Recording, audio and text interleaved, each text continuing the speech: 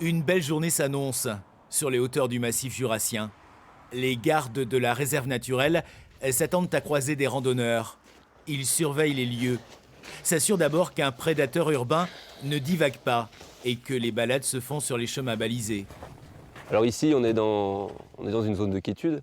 On est sur un sentier qui est balisé. Malgré qu'on soit en zone de quiétude, on a le droit de se promener, mais uniquement en restant sur ce sentier-là.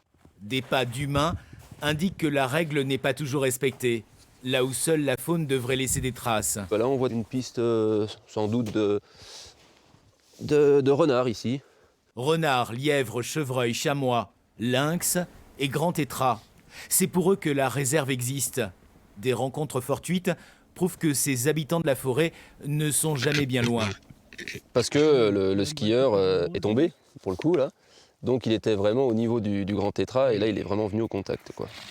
En temps normal, pour ne pas perturber un coq, quelques consignes sont à respecter.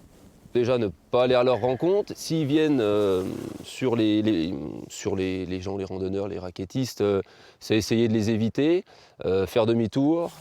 Pour limiter encore plus les contacts avec les animaux, pour éviter qu'ils se fatiguent à fuir l'homme dans la neige, le périmètre des randonnées se resserre jusqu'au 30 juin. Le sentier préféré de cet habitué est désormais barré.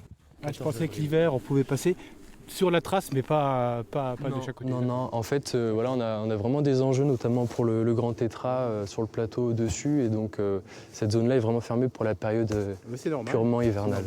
La pédagogie reste le premier levier, mais pas l'unique. Si on met un timbre amende, l'amende peut être de 68 €. Et puis après, ça peut aller jusqu'à 450 € si jamais on rédige un procès verbal.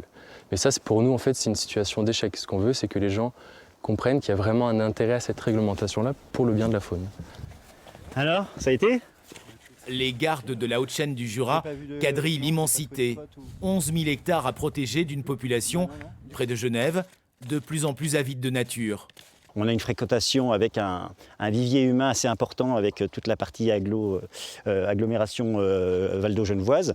Et donc forcément, avec ce nombre de personnes qui sont susceptibles de fréquenter la réserve naturelle, sans compter les différentes activités de loisirs qu'on peut y trouver, il y a une vraie utilité de canaliser les usages et les usagers. La ville est à deux pas, la vie des animaux est ici. Entre les deux, l'équilibre.